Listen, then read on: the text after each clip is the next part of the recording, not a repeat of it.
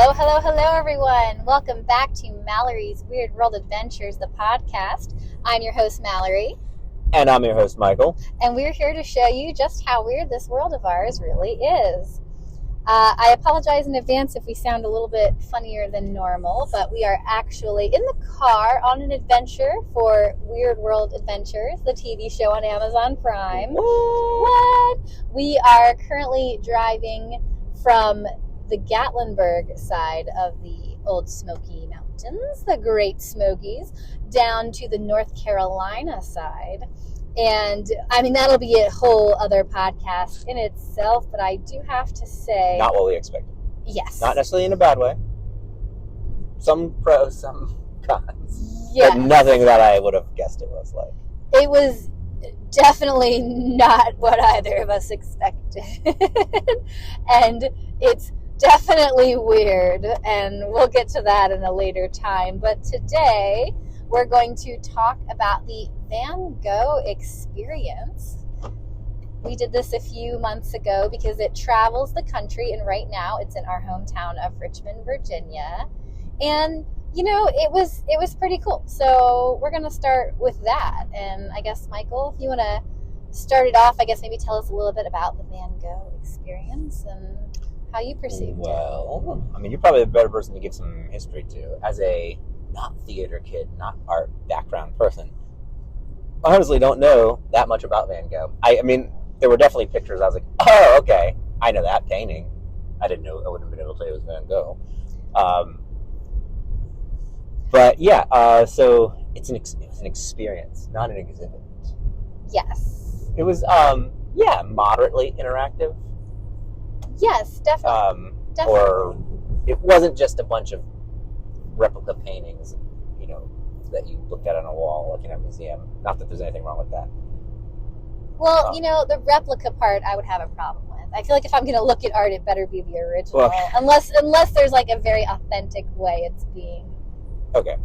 displayed, but yes. Well, yeah, I mean, I guess I wouldn't go to a museum to see, you know, Etsy reprints on a canvas. Right. I can just buy those for my house. Well, first of all, where it was, because it travels, it's just like it takes up a lot of space. It's just like in some like warehouse. I mean, I guess it's a building that was kind of meant for traveling exhibits that I didn't know was right there next to us in our hometown. Yes. But it was definitely, the building itself in Richmond was very nondescript. Right. We were not sure where, like, it was not well advertised from the street. It was well advertised online, which is how we found it, but not just driving past it. You would never know. Yeah, it was in there. Awkwardly like right next to Mellow Mushroom. which was fully lit up and advertised from the street. Yes. And this was just in like a giant warehouse-like building, but the entrance was, you'd have to drive off the road because, you know, the entrance was on the back side of it. Yes. And there was nothing indicating what was inside of it. Exactly. It was very interesting. And I will say, too, something I thought was funny. I'm pretty sure I brought up that Van Gogh was the one that cut off his ear, and I don't even think you knew that much. I think you were like, oh, that was him.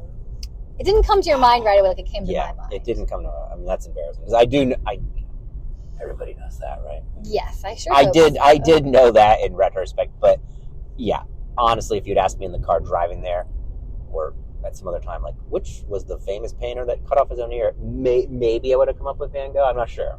On a good day, yes. I would have had it in, like, you know, I knew it wouldn't be Picasso, but I would have been like, I don't know, is it Monet or what's the other M famous? Manet. Yeah, I don't know. Van Gogh. I probably would have gotten it within like 3. But yeah. I'm an uncultured troglodyte, so. What I thought was very interesting about that specifically was that you hear in art classes in school, I mean, like in elementary school, you learn about Van Gogh, right? There's a few painters you learn about in art class in elementary school. It's like Picasso, Van Gogh. You know, there's a very few. Sure. The name I know. I just wouldn't, I don't know if I would have necessarily come up with that out of the lineup. Yes. But I will say that that's the story that we were fed, like early ages, right? Oh, he cut off his ear and gave it to a girl. Mm-hmm.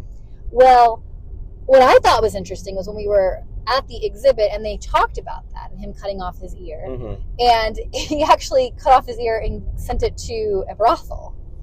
I don't even think it was to a specific, like, core. Whoever's working tonight, they're all good. They're all fine. I mean, but I've definitely visited all of them. If it was a specific girl, it was like it was a prostitute. Yeah. But it was definitely to the brothel. Like, he sent his ear to the brothel, which was not the story they tell you in elementary school or middle school. I feel like I took art history, and that was the first time I learned that he sent the ear to a brothel. Oh, no, they told me all about that in 3rd grade. Oh, did they? You're just like, oh, yeah, he frequently liked to dabble with whores. So that added an extra... It's an extra element. level of Yes. insanity, because it's, obviously... Well, first of all, I don't want to spoil what you're getting for Christmas, but it's crazy to send an ear to a girl. Oh, or is it? Ear. Oh, that would be great. I can add it to my cabinet of curiosities. Yeah. Yeah. Yeah. Well, but it's crazy enough to send it. yes. First of all, why would that be desirable? Well, you're a freak. I guess you would want it. But why would a normal girl want your ear? What am I supposed to do with this? This is going to rot and be of no value to me, and it's really gross, and why the fuck would I want this? I think he was quite troubled. It sounds like he had a lot of stints in and out of drug and alcohol abuse. There was a lot more going on there that I think when your brain is so drug addled, that might sound more appealing to you than it would if you're sober. Look, I'm no expert, but I agree. I think you can confidently say if somebody cuts the ear off, sends it in a box to a girl, they're probably troubled. That would probably be an adjective that you could confidently use. And the exhibit did have some of the history in relation to what we're talking about with that here now. And a lot of this. I mean, it did. It was a lot. And a lot of it was him being troubled. And specifically at a part, there was a part where it said he committed himself. I did not know that. It was interesting. Yes, so he committed himself to an institution for quite a while. And it was something that he did, I think, to like have a place to stay and cut off all responsibility and just paint. And he did a lot of very good works of art from the institution. Yeah. Some of his famous stuff was from the institution, right? I think so. It's a little odd, though. I mean, obviously he was troubled. He cut off his ear. I'm not going to debate that point. Right. But I'm going to institutionalize myself and then paint. I don't know. I mean, it doesn't sound that bad to me. Like, you're telling me, like, I can just, abrogate all my responsibility. Like, I'm going to institutionalize myself and do my favorite activity.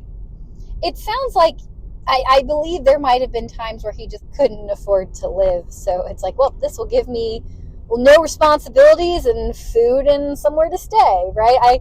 I mean, definitely, he definitely fought through poverty many times. So I think that might have also been part of it, if I'm not mistaken. I mean, not all those painters were rich. Not until after they died.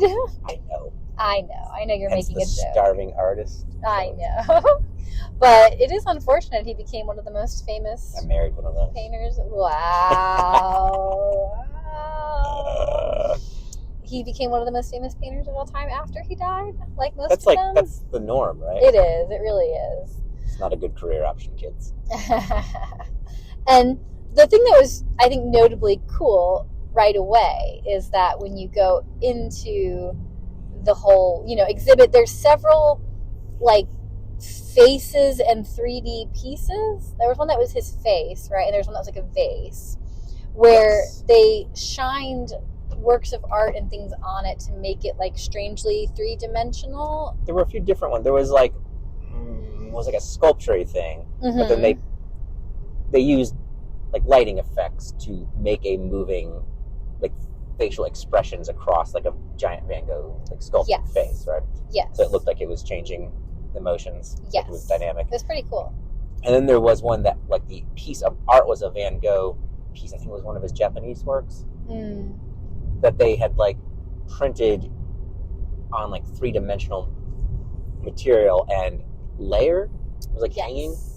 So if you looked at it from the front, it looked like 3D, but as one piece. And then if you like moved off to the angle, it like slid out because the pieces were not lined up in depth with each other. Yeah, it was very cool. I mean, like they played with art and with like 3D pieces and strange lighting and like the dimensionality of all of these things. So it was very cool how they kind of put all of it together to make it an experience. And this is just in the first few rooms where you're kind of walking through and learning about him. And then they had it's also like these go with like kind of like the history of the time period. He had like really distinct like periods, right? There was like the sunflower.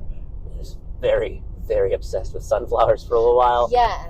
And then he had like his Japanese period because I guess I didn't read closely enough. I didn't take notes. But he met somebody like he like was influenced by Japanese art. Yes. Despite not actually going to Japan. I do remember reading that. Which I guess would have been a pretty big trip at the time. It's kind of a big trip now. Yes. And I didn't know that about him, and they were some of his most beautiful works were like they're great. The Japanese stuff. Yeah, it was great. And then you moved on to a section where they had like replications of his paintings, and then there was another section where they had like a 3-dimensional stage effectively set up of one of his paintings. Yeah, it's one of the ones that even I recognized, although I would not have been able to tell you it was ahead of time. It was like the room that he lived in. Yes. And you could go up in the room. Yes, it was very cool. That was like a good photo op space. It was very neat. And it was painted in a way to look like, the impressionism that Van Gogh did. It was very interesting. And he was colorblind? Did I read that correctly? I think so. He was colorblind, which might explain some of like the impressionistic stuff. A very distinct, definitely impressionist way of painting. Like different color choices. Yes, it was very neat. And then the actual experience itself, which I guess I didn't realize. I don't think I fully knew what to expect when we were going. We knew nothing. I don't think we knew anything about it. We knew, and then it was in a warehouse, a nondescript warehouse. We're like, what is happening? Yes. It was very cool on the inside. I don't mean to shade it. No, it was very cast cool. shade at it from the outside. That was just an artifact of having to move around, and that was where Richmond put it. But yes, once you're inside, it is a fully fleshed out exhibit. Yes. It was very cool. They're just, the marketing shows pictures, but it doesn't exactly show you what it's going to be. And like the main part of the experience, which I didn't even realize because we sat in for a long time to like watch it, and then once we left, we were just outside. So it was like, oh, okay, well, that was it. We watched, I guess you can tell what it is. It's basically like you sit in these chairs and in a room that, it's a giant room. It's a giant room. They have space for everyone to just sit in these chairs, and then they project his paintings on the wall, on all 4 walls. And they're dynamic. Yes. The paintings are kind of moving. Yes. And it's how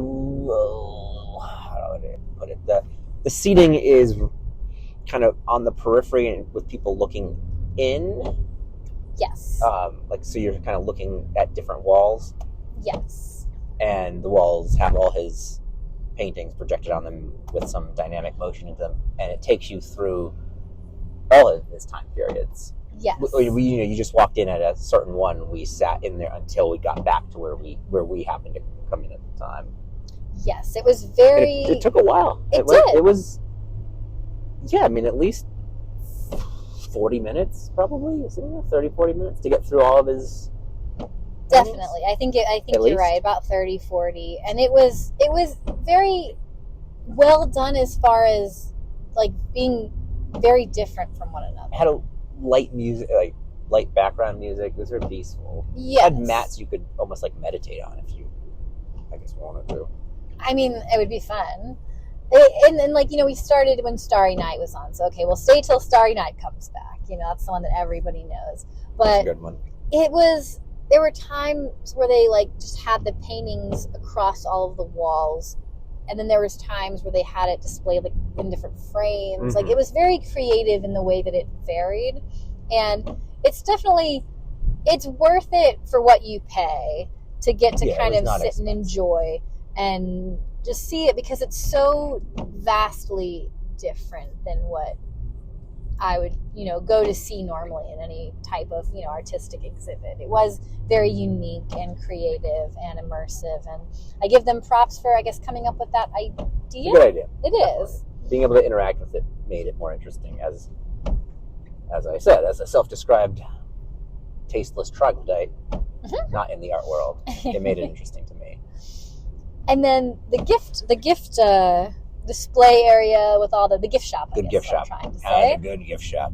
It had a good gift shop, definitely, and it had so many things we wanted. And then I wound up getting the skeleton. We talked about this last week for SciCon. The skeleton smoking. Well, that painting I specifically knew because it's frequently is not the right word, but I have seen it multiple times in medicine. Through medical education, it's used. It's an artsy way to do medical textbook. Here's a artsy picture on my medical textbook, and it's. Well, I've seen it. I've seen Van Gogh on your textbook, then it makes it way more sophisticated. I agree. Right? Yeah. Right. Yeah. Definitely. Yeah. Look, we're cultured. Right. Cultured doctors right. here. Definitely. Definitely. But I've also seen it used in cancer campaigns, like cancer funding campaigns. Okay. Well, I mean, because it's a skeleton smoking. Right. So that checks out. It's almost its own ad for right. Don't maybe smoke. Don't smoke. Good call. That makes sense. But I honestly wouldn't have put Van Gogh to that. I wouldn't have known that was his painting. The painting I immediately recognized. I knew it was a famous painting. I would have said, well, it's from one of the famous guys, but I wouldn't have. I had no idea. Van Gogh. I'd never seen Monet, it before. Manet. That's my list. That's the extent of Picasso, my people. Michael? Well, no, Picasso does the weird ones. I know his stuff. Okay, well, you know who my favorite artist is, right? You like the ballerina guy. You don't remember his name? It's not Dali. It's I can see Dali. I can add him to my list. I like the melting clocks. Yeah, they're good.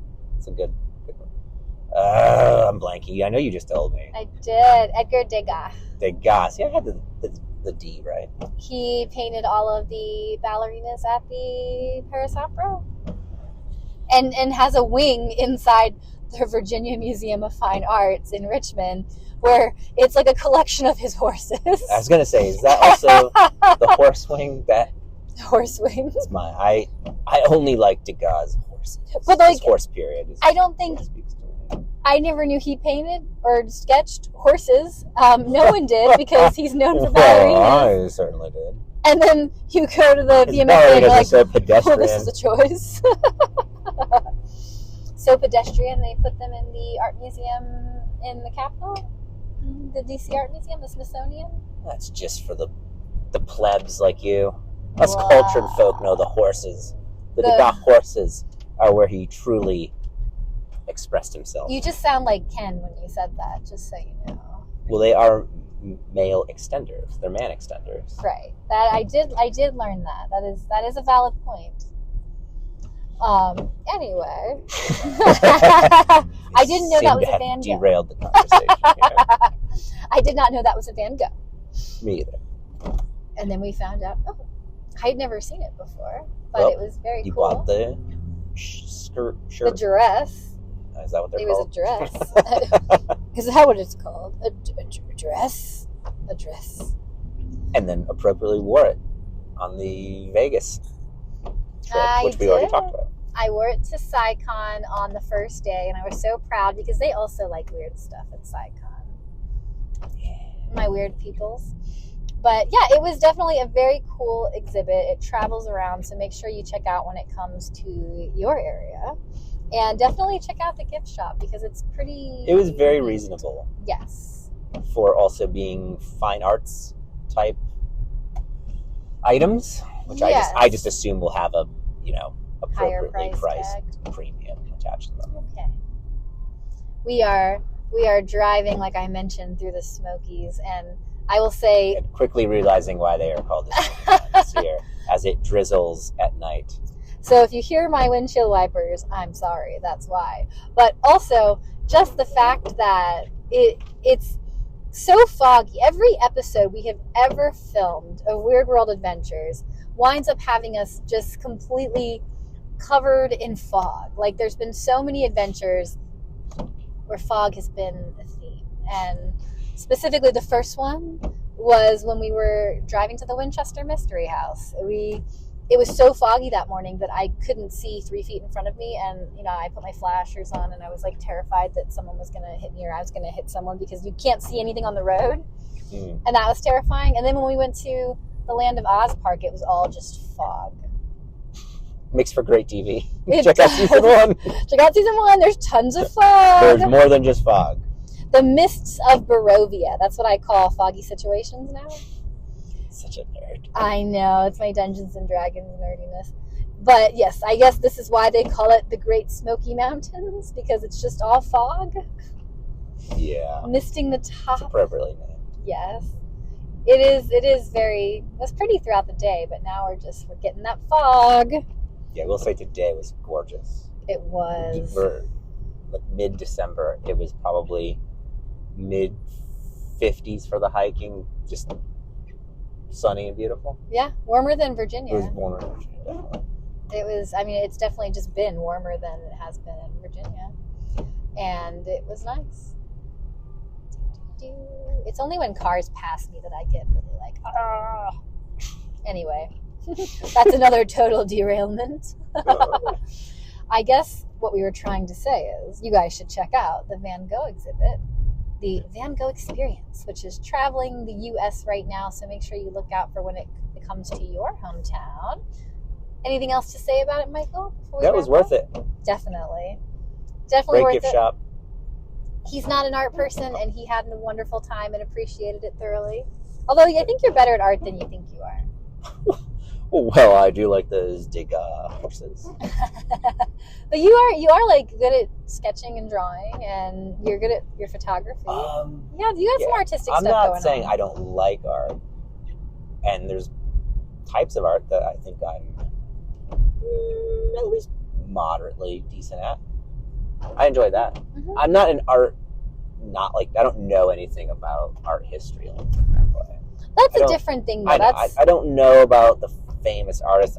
I know the paintings and stuff that I like. I don't know. I kind of like that with music too. I enjoy a wide range of music and make you listen to a lot of my music. Yes. And I know the songs, and I'll know like the whole song and kind of sing it.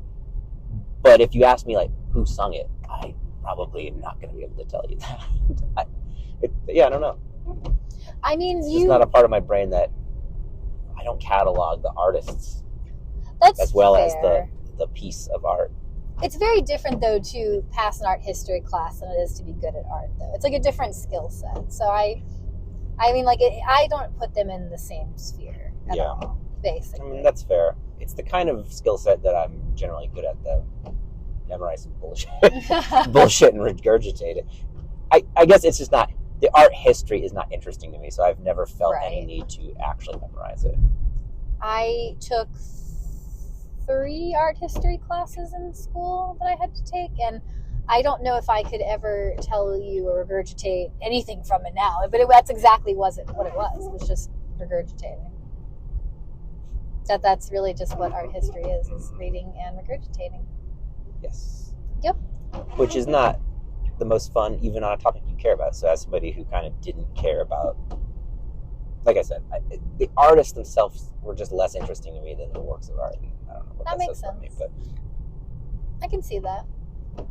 But I'm a huge, all my background was science, and it's not like I've enjoyed memorizing the science facts either. It's just something you have to do, I guess, if it's going to be something you are actively utilizing in life. Memorization it's hard for me too. It just seems like, I don't know what the right word is, but it's not fun, like you said. And because you are forced to do it, it's like, I don't know, I hate doing it. It feels forced, and I do it begrudgingly. I was very good at memorizing, but I do it begrudgingly. And it's different, like memorizing facts and pieces of art, than it is memorizing a full play, for instance. If something is interactive, and I'm very kinesthetic, like as a learner. So if something is interactive, I'm better at it. So I had no problem memorizing scripts and plays, but every problem in the world memorizing like facts. Well, I guess you're not going to be on my trivia team. I actually came to the rescue on your trivia teams quite a bit. It's true. I knew that Papua New Guinea, and there were several good ones that I caught. Okay, all right. Yeah, that's true. Just very specific skill sets and things. All right. Anyway, I guess that's all we have for you today. We've derailed quite a bit. Thank you guys for tuning in to Weird World Adventures, the podcast. Be sure to follow us on the daily at maloriesadventures.com. Follow us on Instagram at Mallory's Adventures, on TikTok at Malorie Mackey, and be sure to watch Weird World Adventures on Amazon Prime now. Thank you for joining me, Michael. Thank you. Love having you as a host with me. And until next time, everybody, stay weird.